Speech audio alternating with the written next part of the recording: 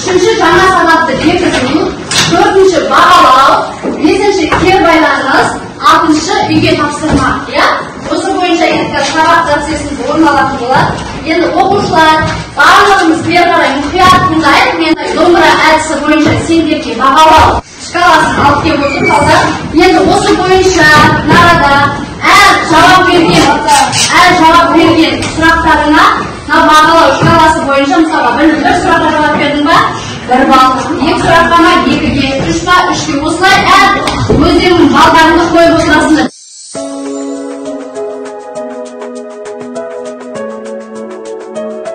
Осы сабақты бастаймыз. Үйге тапсырма берген болатын, балдар? Үйге тапсырма бойынша барлығымыз қаламсаптарымызды ортаға қойыңызшы партаның үстіне. Барлығымыз қаламсаптарымызды партаның үстіне қойамыз. Қойдық па? Енді осы ішінен мен біреуін таңдайын, бірінші топтан бастайын, Мына қаламсаптың егесі кім? Орнынан сұра қой. Мына қаламсаптың егесі кім? Сұра қой.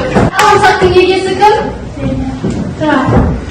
Енді оқушылар мен үйге фонетикалық талдауға 3 сөз берген болатынмын, Үшеуіңіз кел ортаға келе қойыңдар. Кел, үшінші топтан. Бас киім, шоша, және ауырсын. Ал бас киім деген сендерге ұпай беріп отырады, оқушылар қараймыз. Бас киім деген дұрыс па қарайық, Бірінші Б. Дауыссыз. Ары қарай. А. Дауысты жуан ашық. С. Дауыссыз қатан. Дауыссыз. К. Дауыссыз қатан. И. Дауысты жуан қыстан езіліп. И деген жуан ба қалды? Үшке. Бір қайтеді. Ары қарай. Үш. Дауысты жіңішке жуан езіліп. Жақсы. Ма. Үнді. Үнді. Жақсы. Сонда бір қайтеді. Ары қарай. Ш. Қатан. О. Жуан ашық еріндік. Ш. Дауыссыз қатан. А. Дауысты жуан ашық езулі. К. Дауыссыз қатан. Жақсы. Барлығы дұрыс екен, Ары қарай. Қ. Қатан. А. Жуан ашық езулі. Ы. Жуан қысан езулі. Д. Үнді. С. Қатан. Ы. Жуан қысан езулі. Н. Үнді. Жарайсың. Жақсы. Отыра қойыңдар. Жарайсыңдар. Енді осы жалпы дауысты дыбыстарды бекітіп алайық, балдар. Кім қаншалықты біледі екен? Кез келгеніне дауыссыздан бір дыбыстан берем, қалдар шығамыз, жарай ма? Диана, сен қандай қой? Кез келгеніне, Қандай дыбыс түсті? И. Қандай и? Дауысты, жіңішке, езулік. Жақсы. Кез келгеніне қандай қой? Дауысты ма, дауыссыз ба? Дауыссыз. Қатам. Жақсы. Ары қарай.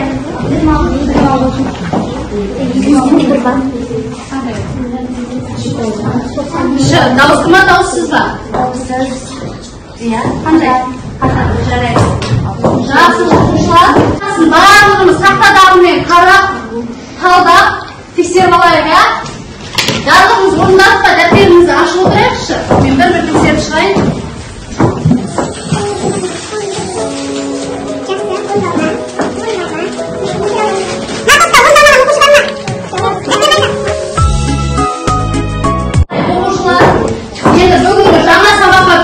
Өткен сабақты жалпы қорытындылап келгенде, енді олай болса жаңа сабақ оқушылар бүгінгі сабағымыздың мақсаты мәтін мазмұнын түсінуге, нақты ақпараттарды анықтауға бағытталған сұрақтар құрастыру. Бұл бірінші мақсатым. Түсінікті ма? Сұрақтарын құрастыру.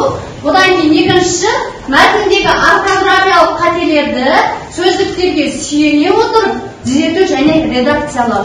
Енді біздің тақырыбымыз балдар ұлттық киім асыл мұра деген тақырып берілген. Я бізге мақсатты түсіндік па балдар?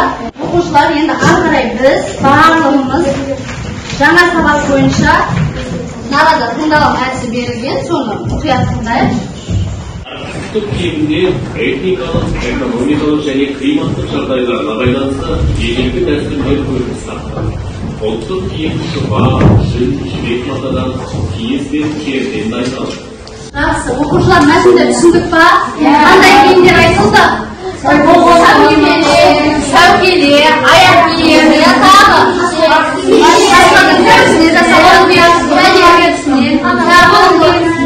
Қандай киім бұл?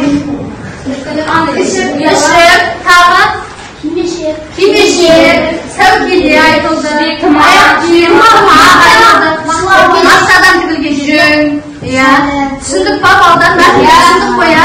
Енді осы мәтін бойынша балдар біз сұрақтар құрастырамыз. Былай, 5 қадам әдісі бойынша оқушылар 2-3 сұрақты осы мәтін бойынша құрамыз. 2 сұрақты грамматикалық тақырып бар ғой, біздің өтіп жатқан фонетикамыз, сол фонетикаға байланысты 2 сұрақ құрастырамыз. Осы мәтінге байланысты, жалпы киімге байланысты, біз осы бөлімде киімді өтіп жатырмыз ғой. Сол киімнен не түсініп жатырмыз? Сол киімге байланысты 3 сұрақ лексикалық тақырыпқа, грамматикалық тақырыпқа 2 сұрақ құрастырамыз. Ал сұрақтарына оқушылар бөлек балл қойылады, сосын арада жауап береміз. Сол қойылған сұраққа әр қатардан бір оқушыдан шығарам, оған тағы балл қойылады. Сондықтан мұқият құрастырамыз. Түсінікті ма? Ортақ топпен 5 сұрақ құрастырайық.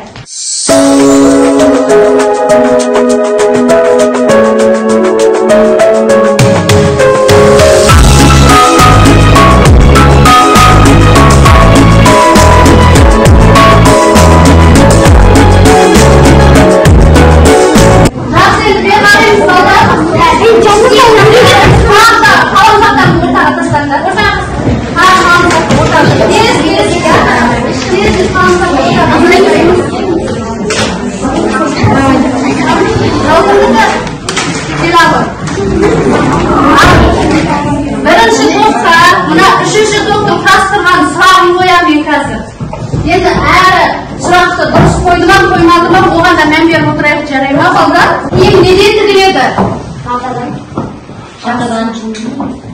Ары қарай. Дыбыс үндестігі нешеге бөлінеді? 3-ке. Қандай? Қиындық бол. Иә.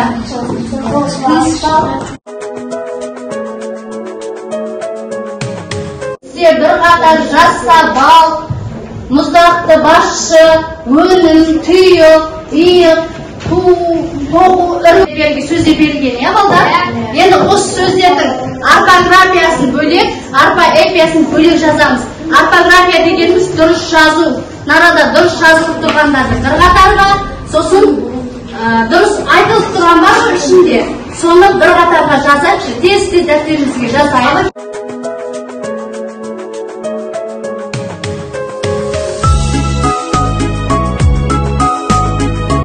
Бұл естілгенмен бізге жазылған кезде тоқу болып жазылады, түсіп қалады, жақсы, отыра ғой. Олай болса балдар, жаза береміз, мен араларында кез келген біреуге мына допты лақтырамын, рефлексиялы бізде, қорытындылау мақсатында. Осы арада мынада сұрақтар берілген. Солда қайсы өзіңе ыңғайлы тұр, мысалға, бүйтіп қағып алған кезде, сол сұраққа жауап береміз, жарай ма? Аламын. Диана, ал, оқи ғой. Сабақ соңында бізге не айтқың келеді? Сабақ жайлы не айтқың келеді бізге? Сабақ жайлы киімдердің түрлері өте көп. Киімдер жануарлардың терісінен жасалған. Бүгінгі сабаққа қандай жаңа білім алдың? Бұл сабаққа белсенді болды ма? Алдыңғы сабақтарға қарағанда бүгін қалай қатысты? Белсенді қатысты. Жақсы, оқушылар үйге тапсырма. Ережелерді қайталайын. 29-ші беттегі 7-ші topşırmani alamiz.